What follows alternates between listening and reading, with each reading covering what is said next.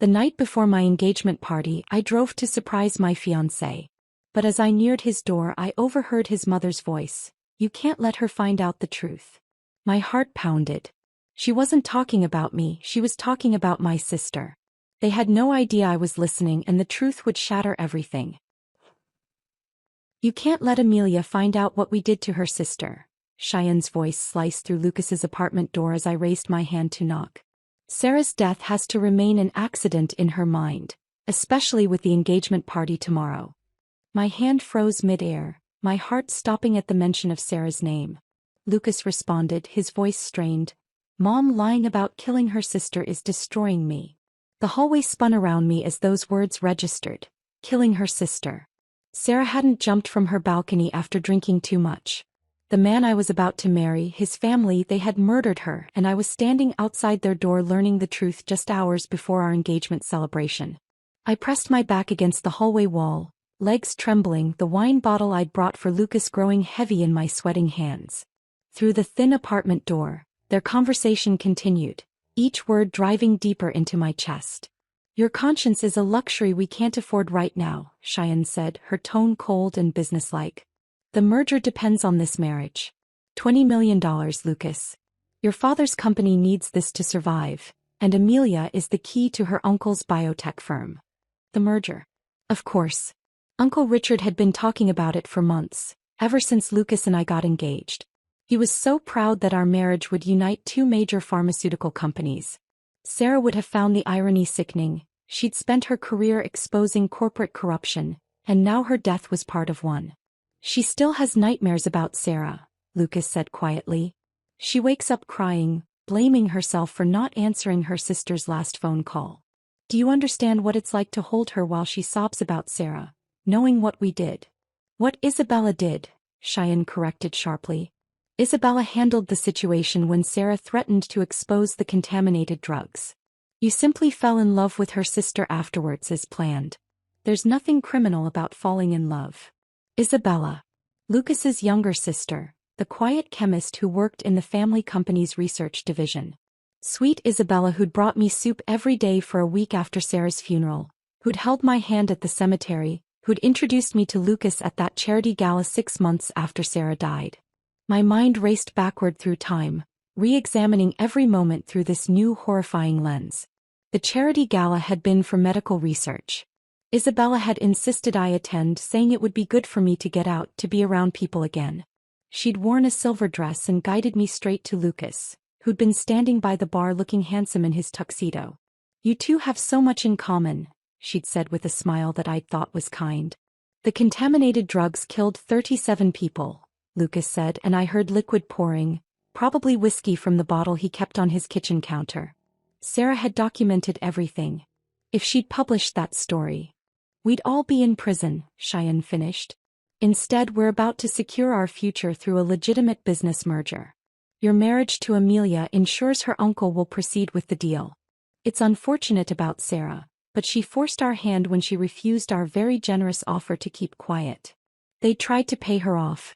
They tried to buy my sister's silence about deaths they'd caused, and when she refused, because of course she refused, Sarah would never compromise her integrity, they'd killed her. Made it look like she'd been drinking alone, lost her balance on her 15th floor balcony. The police had barely investigated. Single woman, wine bottle on the counter, no signs of struggle. Case closed. I thought about that night 18 months ago. Sarah had called me 3 times. I'd been on a first date with someone from work. Not Lucas, this was before him, and I'd silenced my phone planning to call her back later. By the time I got home, the police were at our apartment building. The detective said she'd fallen around 9:30. Her last call to me was at 9:15. 15 minutes. If I'd answered, would she still be alive? Would she have told me about the story, about the danger? Would I have rushed home instead of finishing dessert with a man whose name I could barely remember now? "Tomorrow's party needs to be perfect," Cheyenne was saying. 200 guests, including every major pharmaceutical executive on the East Coast. When you and Amelia announce your engagement officially with her uncle's blessing, it legitimizes everything. The merger papers will be signed Monday morning. "And after we're married?" Lucas asked. "I'm supposed to just pretend forever? Watch her grieve Sarah while knowing the truth?" Yes, Cheyenne said simply. That's exactly what you'll do. Because the alternative is admitting to murder, and that would destroy not just us but Amelia too. Imagine how she'd feel knowing she fell in love with you because we orchestrated it. That every moment of happiness she's had with you was built on her sister's death. Sometimes, Lucas, lies are kinder than the truth. I covered my mouth to stifle a sob. Every moment of happiness. The weekend trips to Vermont. The surprise picnic in Central Park where he'd proposed. The way he brought me coffee in bed every Sunday morning exactly how I liked it. 2 sugars oat milk in my favorite mug. All of it calculated. All of it false. I should go, Cheyenne said, and I heard movement inside the apartment. Amelia will probably come by tonight. She always does before important events. Needs that reassurance, doesn't she? So dependent on you now that she doesn't have Sarah. Don't, Lucas said sharply. Don't talk about her like that. Like what? Like a target? That's what she was, Lucas.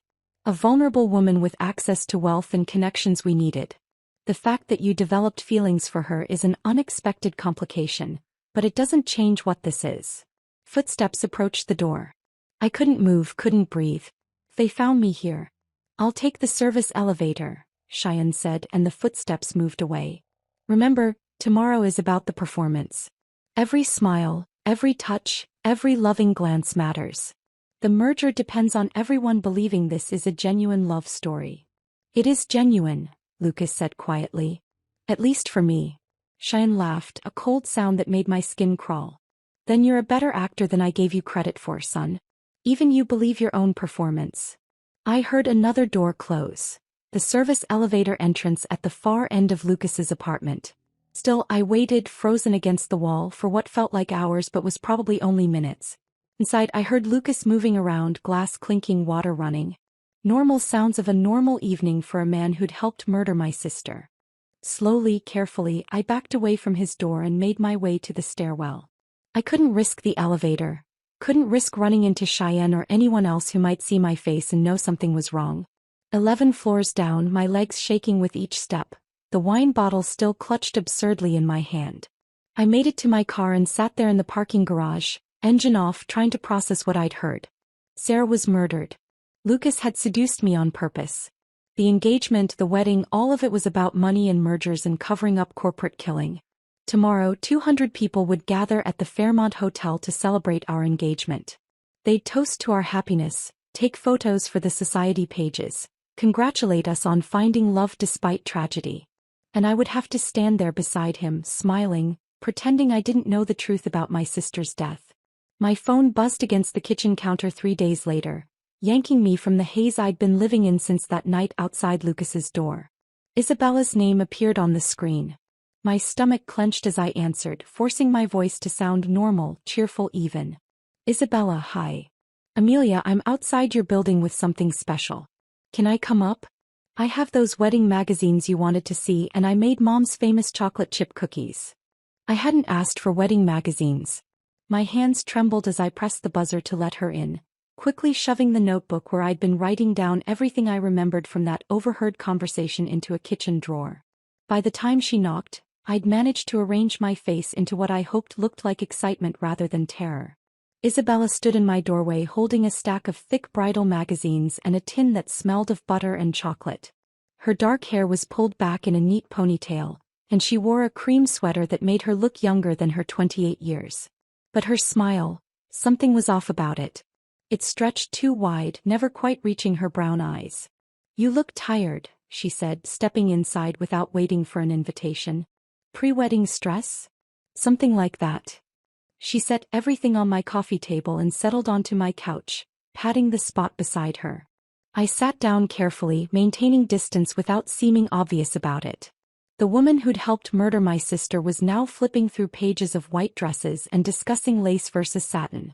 I've been working on something special for your wedding program, Isabella said, pulling out a leather notebook. A family history section. You know how the two families connect, shared values, that sort of thing. She tilted her head, studying me. I realized I don't know much about Sarah's career. Lucas mentioned she was a journalist. My chest tightened. Yes, investigative reporting mostly. How fascinating. Did she work from home? She must have had so many interesting stories. Isabella's fingers drummed against her notebook. Do you still have any of her work? Articles, notes? It would be wonderful to include something about her in the program, honor her memory. The way she said, honor her memory, made bile rise in my throat. I forced myself to shake my head casually. I donated most of her work things. Too painful to keep around. Isabella's hand had been reaching for her tea, but it stopped midway, hovering for just a second before continuing the motion. All of it? Even her computer? Why? The question came out sharper than I intended. Oh, I just thought there might be photos we could use. You know, of you two together. She took a sip of tea, but her eyes stayed fixed on me over the rim of the cup. Sarah was so talented. I remember reading something she wrote about pharmaceutical regulations. Very thorough. My blood turned to ice. She was fishing, trying to find out what I might know, what Sarah might have left behind. I forced myself to reach for a cookie, taking a bite I could barely swallow. She covered lots of topics. I didn't really keep track. Isabella nodded slowly, then abruptly changed course, pointing at a picture in the magazine. What about peonies versus roses for the bouquet? We spent another excruciating hour discussing flowers and table settings while she periodically circled back to questions about Sarah. Where she'd kept her files, whether she'd had cloud storage, if she'd ever mentioned specific companies she was investigating. Each question was wrapped in sympathy and wedding planning, but I could feel the probe beneath the surface, searching for what evidence might still exist. 2 nights later, the Smith estate loomed before us, all stone and intimidating windows. The pre-engagement dinner was supposedly just family, but Cheyenne had invited several close friends to celebrate privately before the big party. Lucas held my hand as we walked up the circular driveway, but his palm was damp, his grip too tight. The dining room was all dark wood and crystal, with a table that could seat 20. Cheyenne had placed me between Lucas and his father Thomas, a quiet man who rarely looked up from his plate. Across from us sat Cheyenne's friend Margaret, already on her 3rd glass of wine before the salad course arrived. Such a beautiful couple, Margaret slurred slightly, gesturing at Lucas and me with her fork. Though I have to say, Lucas, you certainly have a type. The room temperature seemed to drop. Cheyenne's smile became fixed, frozen. Margaret continued, oblivious. That Mitchell girl last year. What was her name? Rebecca? Rachel? Margaret, Cheyenne's voice cut like a blade. I think you're confused. No, I remember. Pretty blonde thing, inherited all that money from her tech startup father. You were quite smitten, Lucas, before she had that terrible accident. Sailing mishap, wasn't it? Lucas's face had gone white. His father finally looked up from his plate, shooting a warning glance at Margaret, who was too drunk to notice the tension she'd created. You're thinking of my nephew James, Lucas said, his voice strained. Different person entirely. But Margaret shook her head, wine sloshing dangerously in her glass. No, I distinctly remember, because Cheyenne was so disappointed when it didn't work out. Said the girl was perfect for her. Cheyenne stood abruptly. Margaret, you're not feeling well. Let me help you to the guest room. She practically dragged Margaret from the dining room, leaving the rest of us in suffocating silence. Thomas cleared his throat and asked about the engagement party arrangements, but I couldn't focus on his words. Another girl. Another accident. Another inheritance. Later, in Lucas's car, I pressed him about Margaret's comments. His hands gripped the steering wheel, knuckles white in the dashboard light. She was confused, mixing up stories. Mom's friends gossiped too much, combined different people's lives into one narrative. He pulled into my apartment building's garage, parking but not turning off the engine. Amelia, you trust me, don't you? The question hung between us. 3 days ago I would have said yes without hesitation. Now I watched him pour himself whiskey with shaking hands when we got upstairs, downing it in one burning swallow. The merger has to go through, he said suddenly, staring out my living room window at the city lights. If it doesn't, we lose everything. The company, the house, all of it. Lucas. My father built that company from nothing. 20 years of his life. And now. He poured another drink. I'm the best thing that ever happened to him, that's what he tells me. But I'm also the worst because I can't save it alone. I need you. The company needs you. There was something in his voice, a weight that felt like confession and warning combined. He pulled me close, burying his face in my hair. I don't deserve you, Amelia. Remember that. Whatever happens, remember I know I don't deserve you. The next morning after Lucas left for work, I returned to the dreaded task of packing Sarah's room. Her laptop bag sat in the corner, covered in dust and airline tags from her last trip. A journalism conference in Boston she'd attended the month before she died. As I lifted it, something shifted inside, a weight that didn't match an empty bag. I unzipped every pocket, finding nothing but old receipts and dried-up pens. But the weight was wrong. Running my hands along the lining, I felt a hard edge beneath the fabric. There, a small slit in the inner lining, barely noticeable. Inside, wrapped in plastic, was a flash drive labeled "Insurance" in Sarah's handwriting. My hands shook as I plugged it into my laptop. Most of the folders were encrypted, requiring a password I didn't have. But one folder opened, SM Pharma Preliminary. Inside were photos, blurry but readable, of internal documents. Contamination reports, email threads discussing acceptable loss ratios, and a single audio file. I put in my earbuds and pressed play. A man's voice, unclear and distorted. 37 unreported cases across 6 states. The board knows. They've known for 3 years. Then static and Sarah's voice barely audible. I need more proof. One more source and we can. The recording ended abruptly, leaving me staring at my laptop screen in my silent apartment. Sarah's voice, frozen in time on that flash drive, talking about needing one more source. One more piece of evidence that she never got to find because they killed her first. I closed the laptop and sat back, my mind racing. The engagement party was tomorrow night.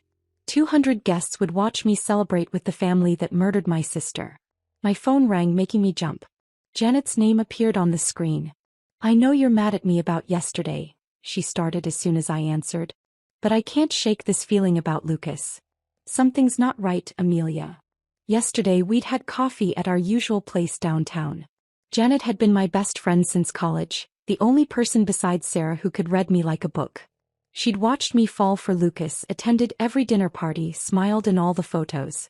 But yesterday she'd set down her latte and said the words that had made me storm out. "He's too perfect. It's like he studied you and became exactly what you needed." "I'm not mad," I said, now my voice hollow. "You sound weird. What's wrong?" I wanted to tell her everything. About the recording, the flash drive, the overheard conversation that had shattered my world 3 days ago. But how could I explain that my entire relationship was a lie orchestrated by murderers? Pre-wedding jitters, I guess. "Want me to come over? We could open some wine, watch terrible movies. I'm actually heading to Lucas's surprise visit with his favorite wine." Janet paused. "It's pouring rain out there." I looked out my window. Dark clouds had rolled in during the afternoon, and now rain was starting to streak the glass. "I'll be careful. Amelia." Janet's voice carried worry. "That fight we had yesterday. I wasn't trying to hurt you. I just see how he looks at you sometimes when you're not watching. Like he's memorizing you. Or like he's guilty about something." My hand tightened on the phone. Janet had seen it too, even without knowing the truth. "I have to go," I said. "The rain's getting worse." I grabbed my coat and the bottle of wine I'd bought earlier for the weekend. Our expensive Malbec Lucas had mentioned wanting to try. The irony wasn't lost on me that I was bringing wine to surprise the man who'd helped plan my sister's murder. But I needed to see him, needed to understand how deep his involvement went. The Lucas I'd heard through that door 3 days ago sounded conflicted, pained. Maybe there was something human left in him to reach. The drive to his apartment building took 30 minutes in the storm. Rain hammered my windshield and the wine bottle rolled across the passenger seat with each turn, the sound making me think of Sarah's voice on that recording. She'd been so close to exposing them. So close to justice. The parking garage was nearly empty. Most people were home by now, 8:30 on a Thursday evening. I took the elevator to the 7th floor, my shoes squelching slightly from the rain. As I walked down the hallway toward apartment 7B, I could hear voices inside. Not just Lucas, Cheyenne was there. I stopped several feet from the door, my hand frozen midway to knocking. Through the thin walls of the older building, Cheyenne's voice carried clearly, sharp and commanding, nothing like the warm maternal tone she used with me. "The merger documents will be signed Monday morning," she was saying. "Richard is expecting everything to proceed after the engagement party. You cannot let your conscience ruin this now." "My conscience?" Lucas's voice was bitter. Is that what we're calling it? What else would you call it? Weakness. 18 months of lying to her and now you want to confess? The engagement party is tomorrow, Lucas. 200 witnesses to your commitment. After that she's locked in. 18 months. The exact time since Sarah's death. My chest tightened as I pressed closer to the door. She still has nightmares, Lucas said quietly. She cries in her sleep calling Sarah's name. Then comfort her. That's your job. That's what you agreed to do. I agreed to marry her for the merger. I didn't agree to, he stopped. To what? Fall in love with her? Don't be ridiculous. You can't love someone you're deceiving at this level. You don't know what I feel. I know that feelings are irrelevant. Sarah threatened everything we built. 37 people had already died from those contaminated drugs. If she'd published that story, it wouldn't have just been bankruptcy, it would have been murder charges for everyone involved. My legs started shaking. 37 people. The same number from Sarah's recording. Sarah deserved better than what we did to her, Lucas said, his voice breaking slightly. Sarah was going to destroy everything we'd built over one story. She left us no choice when she refused our offer. $10 million, Lucas. We offered her $10 million to kill the story and she laughed in our faces. Said journalism ethics weren't for sale. Because they weren't. She had integrity. Integrity, Cheyenne spat the word like poison. Her integrity would have put us all in prison. Isabella did what was necessary. Made it clean, made it look natural. A tragic accident after too much wine. Isabella. Sweet, soft-spoken Isabella who'd held me at Sarah's funeral while I sobbed until I couldn't breathe. The wine bottle was getting slippery in my sweating hands. I adjusted my grip and it nearly slipped. I barely caught it, my heart pounding as I waited to see if they'd heard anything. And sending me after Amelia 6 months later? Lucas's voice was harsh now. That was necessary too? The merger required a family connection. Richard would never have agreed to it without the marriage linking our families. You were the logical choice. Single, charming, the right age. Isabella did the research. Amelia was isolated, vulnerable, desperate for connection after losing her sister. The charity gala was the perfect setting. You make it sound so clinical. It was clinical. Or was supposed to be. You meeting her, making her fall in love, proposing with that ridiculous vintage ring she swooned over. All of it was planned. But you weren't supposed to develop actual feelings. I didn't mean to. But you did. And now those feelings threaten everything. Tomorrow night, you will stand beside her and play the devoted fiancé. Monday the merger closes. After the wedding next month, you'll have access to her trust fund. Another $24 million that will shore up the company permanently. $24 million. They knew the exact amount of my inheritance from my parents. What if she finds out? Lucas asked. What if someone tells her? Who would tell her? Everyone who knows is either complicit or dead. And if she did find out? Cheyenne paused. Well, accidents happen. Even to young brides. Isabella is quite creative when necessary. My hand flew to my mouth to stifle a gasp. They would kill me too. After the wedding, after they had my money, they would kill me just like they killed Sarah. No, Lucas said firmly. Whatever happens, you don't touch Amelia. That's not your decision to make. If she becomes a threat. She won't. I'll make sure of it. You better. Because if this falls apart, we all go to prison. Your father, Isabella, me, you, all of us.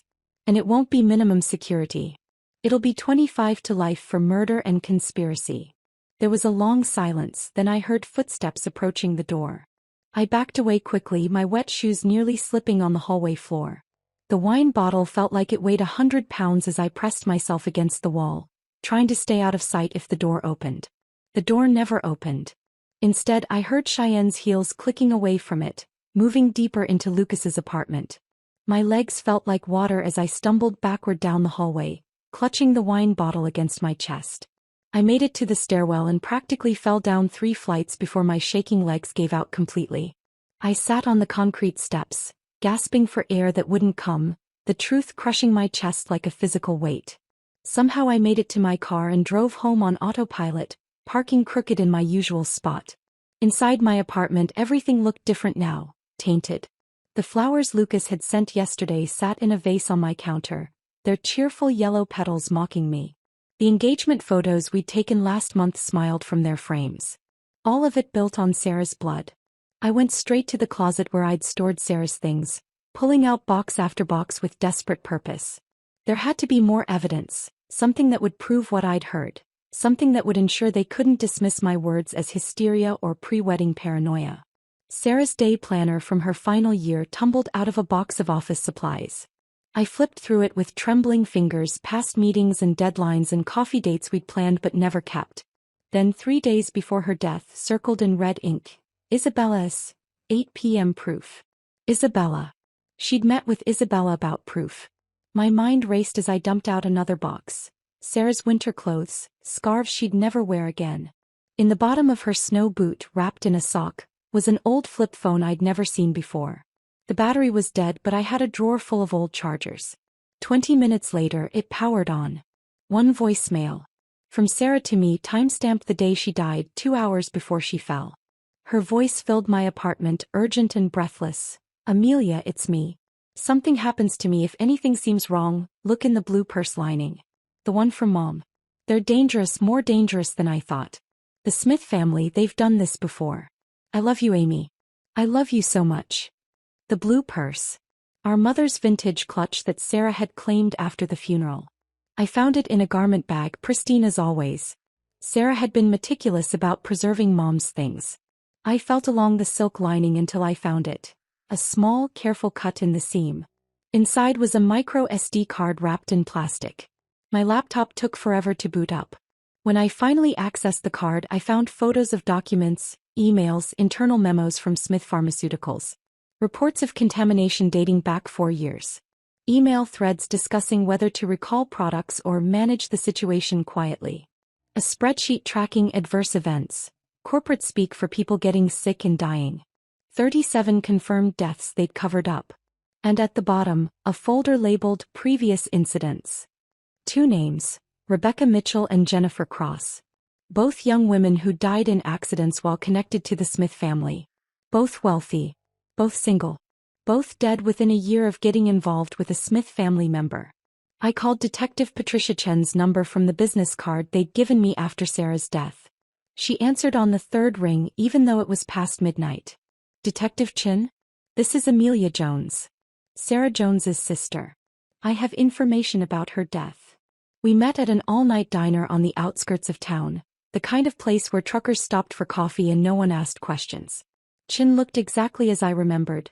Mid-40s, sharp eyes, graying hair pulled back in a neat bun. She listened without interrupting as I told her everything, sliding the flash drive and SD card across the cracked formica table. She studied the materials on her tablet for a long time before looking up. Her expression made my stomach drop. We suspected foul play, she said quietly. Sarah had contacted me a week before her death. Said she was investigating something big involving Smith Pharmaceuticals. When she died it was too convenient, too clean. But we had no evidence, no witnesses, nothing to build a case on. Chin pulled out her own tablet showing me photographs.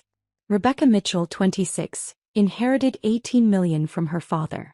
Died in a sailing accident while dating James Morrison, Lucas's cousin. Jennifer Cross, 31, inherited $12 million from her grandmother. Fell downstairs at a Smith family property during a party. Both deaths ruled accidental. My coffee turned cold as I stared at the photos. Both women looked happy, vibrant, unaware they were marked for death. There's a pattern, Chin continued. But patterns aren't proof. What you've given me tonight, this might be enough to reopen all 3 cases. But I need you to be careful. If they know you have this information, they're planning to kill me too. After the wedding, once they have access to my money. Chen's jaw tightened. The engagement party is tomorrow night? Yes. 200 guests. That might work in our favor. Public venue, lots of witnesses. Can you wear a wire? The next morning arrived too quickly. I hadn't slept, spending the hours copying files, backing up evidence, sending encrypted emails to myself and Chen. When Lucas knocked at 7 a.m. I was ready, my face carefully made up to hide the dark circles, my smile practiced in the mirror. He stood in my doorway with coffee and pastries from my favorite bakery, looking so handsome it made my chest ache. His dark hair was slightly messed from the wind, and he wore the blue sweater I'd bought him for his birthday. If I didn't know the truth, I'd think he was perfect. "You look tired," he said, kissing my temple as he entered. The gesture that used to comfort me now made my skin crawl. "Didn't sleep well." "Excited about tonight." He set breakfast on the counter, but his movements seemed calculated. I watched him scan my apartment. A quick glance at my laptop, a subtle check of the papers on my coffee table. When my phone buzzed with a text, his shoulders tensed until he saw me silence it without reading. "I was thinking about our honeymoon," he said, pouring coffee into the one remaining mug from the set Sarah had bought. "Maybe Greece? Santorini. Sounds perfect." I forced myself to take a bite of croissant, though it tasted like ash. "And I wanted to talk about something." He pulled out his phone, showing me a banking app. "I've set up a joint account for us. For wedding expenses. It would be easier if we both had access to funds for vendors and deposits." There was the first step in gaining access to my money. "That makes sense," I said, my voice impressively steady. "Send me the details." He smiled, but something flickered behind his eyes. Guilt? Satisfaction? I couldn't tell anymore what was real and what was performance. "I love you," he said, pulling me close. The words sounded different now that I knew they were calculated, rehearsed, part of a script written in my sister's blood. "I love you too," I lied, letting him hold me while I counted the hours until the engagement party, when everything would finally come crashing down. Lucas finally left after an hour, kissing me goodbye with lips that felt like betrayal. The moment his car pulled away from the building, I grabbed my phone and texted Janet. "Need to see you. Urgent. Roosevelt Park, 1 hour." The park was mostly empty on a Friday afternoon, just a few joggers and dog walkers enjoying the unseasonably warm weather. Janet was already waiting on our usual bench near the pond, her laptop bag beside her, worry etched across her face. "What's going on? You sounded..."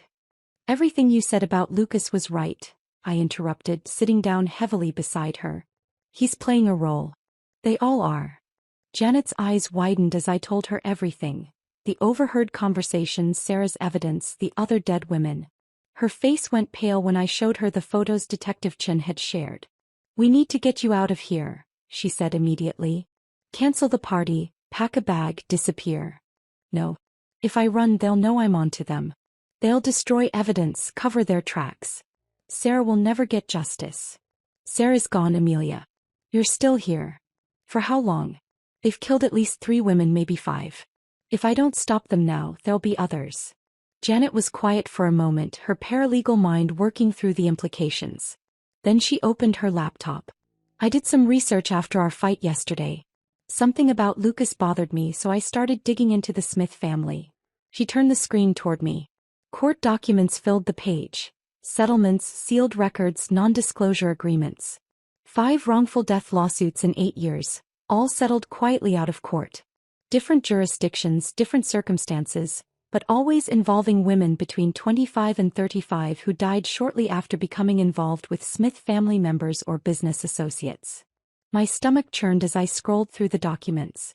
Jennifer Cross was there and Rebecca Mitchell, but also 3 other names I didn't recognize. Margaret Kane, Elizabeth Torres, Anna Volkov. All wealthy. All dead. All connected to the Smiths. "There's more," Janet said, pulling up another file. "Smith Pharmaceuticals has been hemorrhaging money for years. Every time they're about to go under, there's suddenly a new investor or a merger or a mysterious influx of capital. The timing always coincides with these deaths. They're serial killers," I whispered. "Corporate serial killers using murder to fund their business. Which is why you need to run. Tonight. I'll help you disappear." I shook my head. "The engagement party is tonight. 200 witnesses, including journalists and business leaders. If I can get them to confess publicly." "That's insane. Detective Chin is involved. I'll be wearing a wire." Janet grabbed my hands, her eyes filling with tears. "What if something goes wrong? What if they figure it out? Then at least there'll be evidence. Chin will have the recording." We spent the next hour backing up all the evidence to multiple cloud servers, encrypted drives, and Janet's secure work server. She created a dead man's switch. If I didn't check in every 12 hours, everything would automatically be sent to major news outlets and law enforcement agencies. "Promise me you'll be careful," she said as we parted. I promise I'll get justice for Sarah. 3 hours before the party, I met Detective Chin in a hotel room she'd booked under a false name. The technical specialist, a young man named Marcus, was already there with his equipment. The wire is completely undetectable under clothing, he explained, showing me a device no bigger than a button. The transmission range is 300 feet, and will have receivers throughout the ballroom. As he taped the transmitter against my ribs, the adhesive cold on my skin, he said quietly, "My sister was killed by a drunk driver 3 years ago. He had connections, expensive lawyers. Walked free after 18 months. I understand needing justice for family." Chin reviewed the plan while Marcus finished. "We'll have undercover officers positioned as catering staff and security. If you feel threatened at any point, say the phrase, 'I need some air,' and we'll extract you immediately." "What about Lucas and his family?" "We can't arrest them without confessions. The evidence you've provided is compelling but circumstantial. We need them to incriminate themselves." "So I'm bait. You're a survivor seeking justice. There's a difference." After they left, I sat alone in my apartment, staring at the glittering engagement dress hanging on my closet door. Cheyenne had insisted on selecting it. A $10,000 creation of silk and delicate beading that made me look like a fairy tale princess. Now it felt like a costume for my final performance. My phone rang. "Lucas. Hey beautiful. Mom wants us to meet at the venue early for photos with the family." "Of course. What time?" 5:30. Before the guests arrive. An hour earlier than planned. My pulse quickened, but I kept my voice light. "Perfect. I'll see you there." I arrived at the hotel at 5:20, the wire pressing against my ribs with each breath. The ballroom looked magical. Twinkling lights, white roses everywhere, photos of Lucas and me displayed on elegant easels. It was exactly the engagement party I would have dreamed of, if it weren't a stage for exposing murderers. Cheyenne swept toward me in an elegant black gown, her smile predatory. "Amelia, darling, you look absolutely perfect. Like a princess from a fairy tale." "Thank you, Cheyenne." She linked her arm through mine, leading me toward a side room. "Before the photographer arrives, we need to handle a small bit of paperwork. Just routine prenuptial agreements. Nothing serious, just protecting both your interests." Inside the room, a man in an expensive suit waited with a leather portfolio. Lucas stood by the window, his back to us, shoulders tense. "This is Mr. Hartwell, our family attorney," Cheyenne said smoothly. "He's prepared some simple documents for you to sign." I glanced at the papers, seeing dense legal language about asset transfer and power of attorney. Exactly what Chin had warned me about. "I'd like my own lawyer to review these first," I said pleasantly. Cheyenne's smile tightened. "Oh, there's really no need. It's all standard." "Mom," Lucas turned from the window, his face strained. "If Amelia wants her lawyer to look at them, that's reasonable."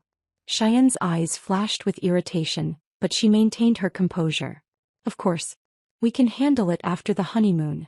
Isabella appeared in the doorway, already holding a glass of champagne despite the party not having started. Her cheeks were flushed, her eyes slightly glassy.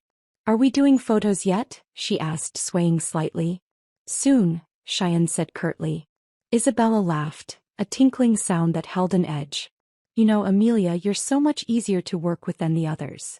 The room went still. "What others?" Lucas's voice cut through the sudden silence, sharp and warning. Isabella giggled, taking another sip of champagne. "Oh, you know, the previous candidates. Rebecca was so stubborn about her sailing plans, and Jennifer asked too many questions about the family finances." She waved her hand dismissively. "But Amelia here, she just trusts everything we say. It's refreshing." Cheyenne's face had gone rigid, her perfectly manicured nails digging into her clutch. "Isabella, perhaps you should have some water." "I'm fine, Mother Cheyenne," Isabella sang out, deliberately using the nickname she knew Cheyenne hated. "Just celebrating our success. Another merger, another fortune secured for the family empire." Mr. Hartwell cleared his throat nervously, gathering his documents. "Perhaps I should give you all a moment." "Yes," Cheyenne said tightly. "We'll discuss the paperwork later." As the lawyer scurried out, I forced myself to laugh lightly. "Isabella, you make it sound like I'm some kind of business acquisition. Aren't you though?" Isabella stepped closer, her breath sweet with champagne. Lucas gets a beautiful wife, we get Uncle Richard's company, everyone wins. Well, except. That's enough. Lucas grabbed his sister's arm, steering her toward the door. Let's get you some coffee. I don't want coffee. I want more champagne. It's a celebration, isn't it? Celebrating how perfectly everything worked out after. The sharp crack of Cheyenne's palm against Isabella's cheek echoed through the room. Isabella stumbled backward, her eyes wide with shock, the champagne glass falling from her hand to shatter on the marble floor. Pull yourself together, Cheyenne hissed. You're embarrassing the family. Isabella touched her reddening cheek, tears welling in her eyes. I'm embarrassing the family? I'm the one who cleaned up your messes. I'm the one who made sure those women couldn't. Stop talking, Cheyenne commanded, but Isabella was already rushing from the room, her heels clicking frantically on the floor. Lucas ran his hands through his hair, messing up the perfect styling. This is a disaster. It's fine, Cheyenne straightened her gown, composing herself with frightening speed. Isabella's had too much to drink. No one will take her seriously. She turned to me with that predatory smile again. Shall we join the party? The guests are arriving. The ballroom had transformed into a glittering sea of designer gowns and expensive suits. Pharmaceutical executives mingled with society photographers, their conversations a blend of business deals and social gossip. I spotted at least 3 journalists Lucas had insisted on inviting. He'd said it would be good publicity for the merger announcement. Detective Chin passed by carrying a tray of champagne, dressed as catering staff. Her eyes met mine briefly, a silent check-in. I touched my earring, the agreed signal that I was okay. Uncle Richard appeared at my elbow, beaming with pride. His silver hair was freshly cut, his tuxedo impeccable. He looked like a man whose dreams were about to come true. There's my beautiful niece, he said, pulling me into a hug that smelled of expensive cologne and cigars. Your parents would be so proud, Amelia. This union between our families, it's going to secure everyone's future. The irony made my throat tight. You really think the merger is that important? $20 million important, he said, lowering his voice. The biotech industry is brutal. This partnership with Smith Pharmaceuticals gives us the distribution network we need. And with you and Lucas married, it's not just business, it's family. I wanted to tell him the truth, to warn him that his merger was built on murder, but the wire against my ribs reminded me to wait. Everything had to happen at the right moment. Ladies and gentlemen, the band leader announced, please welcome the couple of the hour for their first dance. Lucas appeared beside me, offering his hand with that perfect smile that had fooled me for so long. The crowd parted as he led me onto the dance floor, and the band began playing the song we'd chosen months ago, when I still believed in us. His hand settled on my waist, warm through the silk of my gown. You look absolutely breathtaking tonight, he whispered as we began to sway. Like something out of a dream. You always know what to say. Because it's true. He pulled me closer and I could feel his heart beating fast against my chest, right next to the wire recording every word. After tonight, after the merger announcement, we can finally relax. Maybe take a vacation before the wedding. Just disappear for a while. Disappear. The word sent chills down my spine. That sounds nice, I managed. I know things have been stressful with all the planning. But I promise, Amelia, once we're married, I'm going to spend every day making you happy. You deserve that after everything you've been through with Sarah. The casualness with which he mentioned my murdered sister while holding me in his arms made my stomach turn. But I forced myself to rest my head on his shoulder, breathing in that cologne that used to make me feel safe. I love you, I whispered, knowing the wire would pick up the lie. I love you too, he responded, and for a moment his voice cracked with something that sounded almost genuine. The song ended to enthusiastic applause. Lucas kissed my forehead before his mother appeared, champagne glass in hand, ready to make her toast. The crowd gathered closer, sensing something important was about to happen. Cheyenne tapped her ring against the crystal, the sound cutting through the chatter. If I could have everyone's attention, please.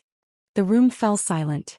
200 faces turned toward us, including the journalists with their phones already recording. When my son first told me about Amelia, I knew she was special, Cheyenne began, her voice carrying perfectly through the room.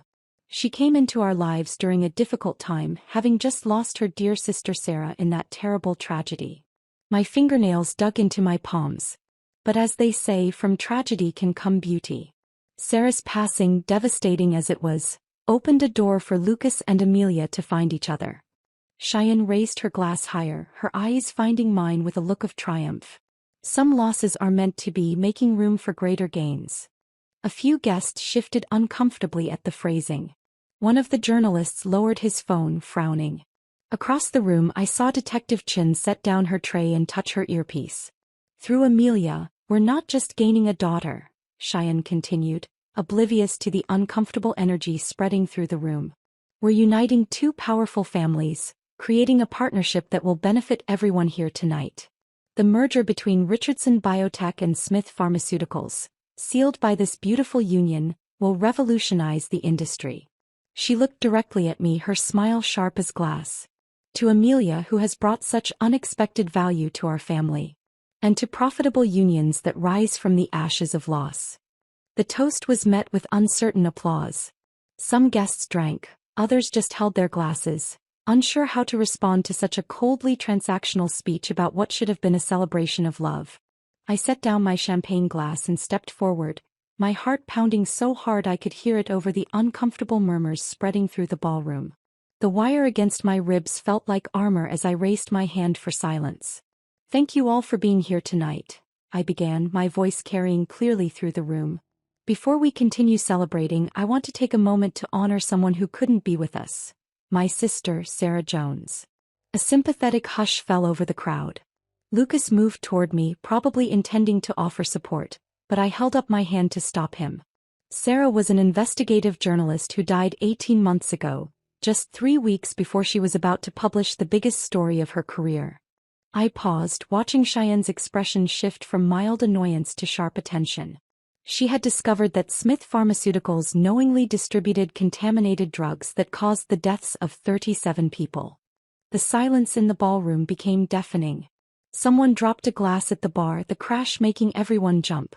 Cheyenne's face drained of color while Lucas stood frozen beside me, his mouth slightly open.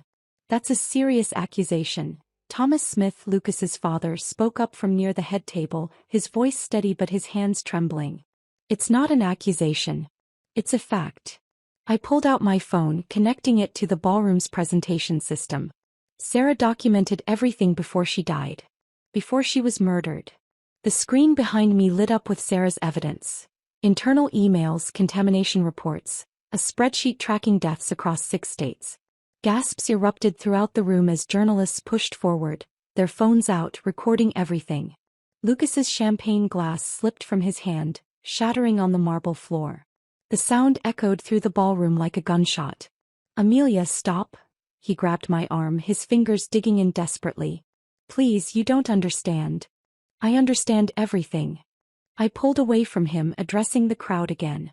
Tonight, I'm announcing the launch of the Sarah Jones Foundation for Investigative Journalism. Our first investigation will be into Smith Pharmaceuticals and the systematic cover-up of these deaths. This is ridiculous. Cheyenne's voice cut through the chaos, sharp and commanding. She strode toward me, her designer heels clicking against the floor like a countdown. These are the delusions of a grieving sister who can't accept that her sibling's death was an accident. Was Rebecca Mitchell's death an accident too? I asked, projecting her photo onto the screen.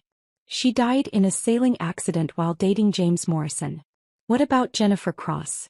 She fell downstairs at your family estate. Both women were wealthy, both were involved with your family members, both died mysteriously. The crowd was buzzing now, journalists typing frantically on their phones, guests backing away from the Smith family members as if they were contagious. It wasn't supposed to happen this way, Lucas said, his voice breaking. The words came out loud enough for everyone nearby to hear and several people gasped. Lucas, shut your mouth, Cheyenne hissed, but the damage was done. What wasn't supposed to happen this way? I asked loudly, making sure everyone could hear. Sarah's murder? Or me finding out about it? Isabella suddenly bolted from her position near the dessert table, heading for the service exit. She made it 3 steps before a server stepped into her path, Detective Chen's undercover officer. Isabella stumbled backward, her eyes wild with panic. You're insane, Cheyenne snarled at me. You have no proof of these wild accusations. Actually, I do. I pulled at the neckline of my dress, revealing the wire taped to my ribs. I've been recording everything tonight. But more importantly, I recorded your conversation with Lucas 3 nights ago, when you discussed how Sarah had to be eliminated because she wouldn't accept your bribe to kill the story. The projection screen changed to an audio waveform. My phone, connected to the ballroom sound system, began playing the recording from outside Lucas's apartment door. Cheyenne's voice filled the room. Sarah was going to destroy everything we'd built. She left us no choice when she refused our offer. Then Lucas, Sarah deserved better than what we did to her. Cheyenne again. Isabella did what was necessary. Made it clean, made it look natural. The ballroom erupted. Guests screamed and pushed toward the exits. Photographers surrounded us, their cameras flashing like strobes. Uncle Richard stood near the head table, his face ashen, his murder dreams crumbling in real time. You little witch, Cheyenne lunged at me, her manicured nails aimed at my face. You've destroyed everything. Everything we built. 2 servers immediately grabbed her arms. More undercover officers. Cheyenne struggled against them, her composed facade completely shattered, screaming obscenities that would make tomorrow's headlines. Detective Patricia Chin, Major Crimes Division. Chin announced, her catering uniform replaced with a police badge. Nobody leave this room. This is now a crime scene. Uniformed officers poured through the main entrance, their presence causing fresh waves of panic among the guests. The society photographers were having the night of their careers, capturing every second of high society's most dramatic downfall. Cheyenne Smith, you're under arrest for conspiracy to commit murder and murder in the first degree, Chin said as officers cuffed Cheyenne's hands behind her back. Lucas Smith, you're under arrest for the same charges. Lucas didn't resist as they cuffed him. Instead, he looked at me with tears streaming down his face, his perfect image finally cracking completely. Amelia, I swear I did love you. That part was real. I tried to protect you from them. No, I said, my voice steady despite the chaos around us. Love without truth is just manipulation with a prettier name. You looked me in the eyes every day knowing you helped murder my sister. That's not love. That's cruelty dressed up in romance. Isabella tried to run again, but she was already surrounded. As the officers cuffed her, she started sobbing, mascara streaming down her cheeks. It was Mom's idea, she cried out. All of it. The other women, Sarah, everything. She made us do it. Isabella Smith Reeves, you're under arrest for murder in the first degree, Chin continued, unmoved by the tears. Thomas Smith, Lucas's father, stood perfectly still as an officer approached him. He looked older suddenly, his shoulders sagged with defeat. I didn't know about the murders, he said quietly, though nobody had asked. The contamination, yes. But not the murders. Thomas Smith, you're under arrest for negligent homicide in the deaths of 37 people due to contaminated pharmaceutical products. The ballroom looked like a disaster zone. Overturned chairs, shattered champagne glasses, abandoned designer shoes where women had kicked them off to run. The beautiful white roses were trampled on the floor, their petals scattered like snow.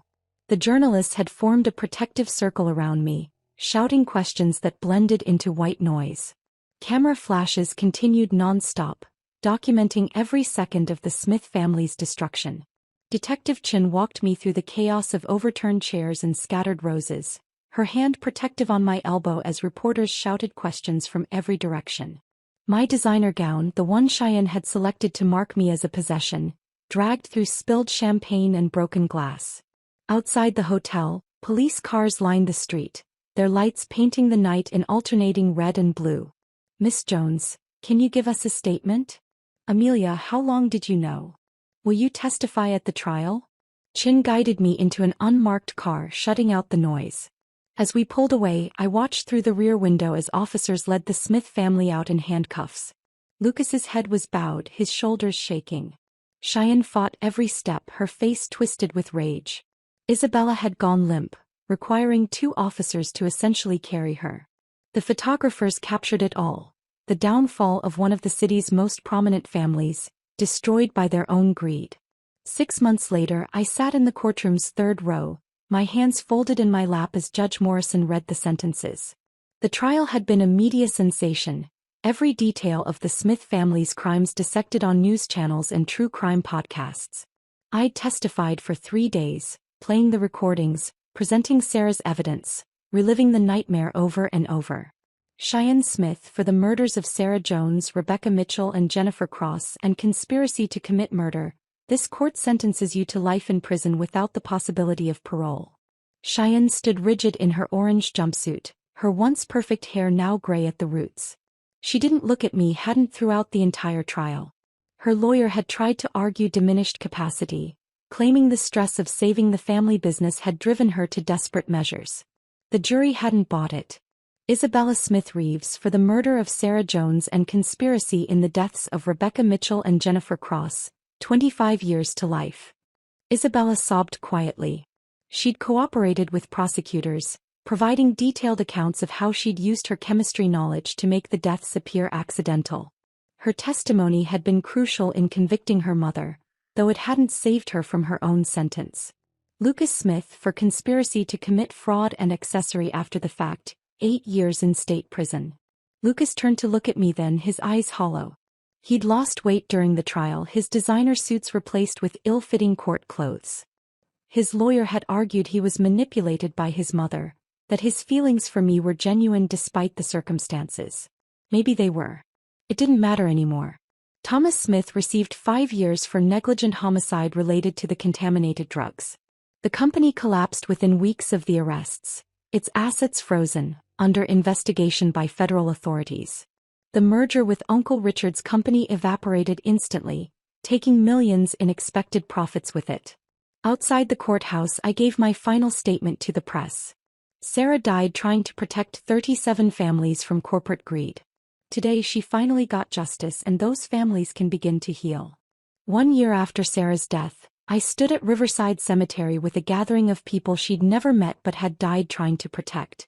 The families of the contamination victims had reached out after the trial, forming an unexpected support network. We'd established the Sarah Jones Foundation for Investigative Journalism, funded partly by the settlement from my civil suit against the Smith estate. Marcus Chin, a young reporter from the Tribune, stood beside me holding the award we'd created in Sarah's name. He'd just exposed another pharmaceutical cover-up, saving countless lives. Sarah would have liked him. He had the same fearless dedication to truth that had gotten her killed. I knelt and placed yellow roses on her headstone. They'd been her favorite, something bright and cheerful in contrast to her serious work.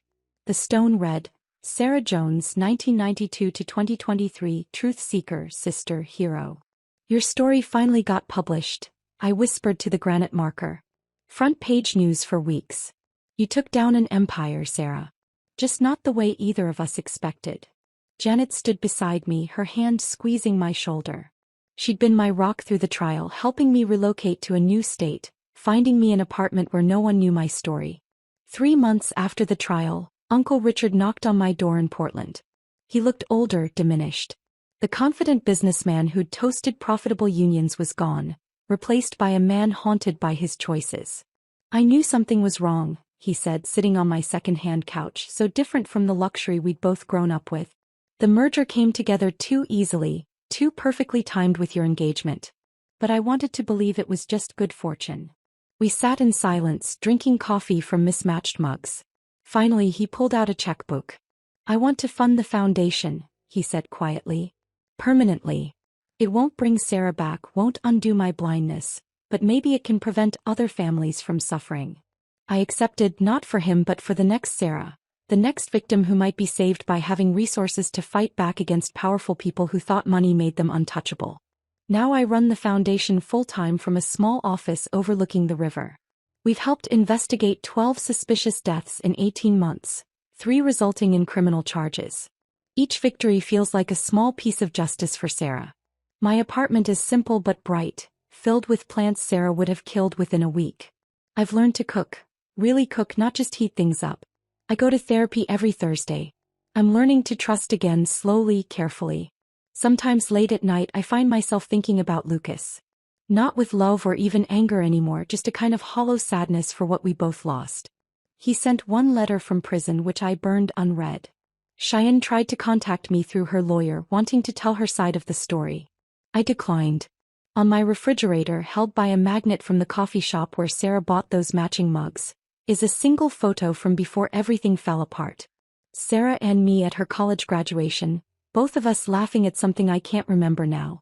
Her arm is around my shoulders, her diploma raised triumphantly. We looked so young, so unaware of what was coming. But Sarah's laugh, frozen in that photograph, reminds me daily that truth matters more than comfort, that justice matters more than peace, and that sometimes the greatest love you can show someone is refusing to let their death be in vain. If this story of justice and revenge had you on the edge of your seat, hit that like button right now. My favorite part was when Amelia revealed the wire at the engagement party, watching Cheyenne's perfect facade shatter in front of 200 witnesses. What was your most satisfying moment? Drop it in the comments below. Don't miss more gripping stories of truth triumphing over deception. Subscribe and hit that notification bell so you never miss an upload.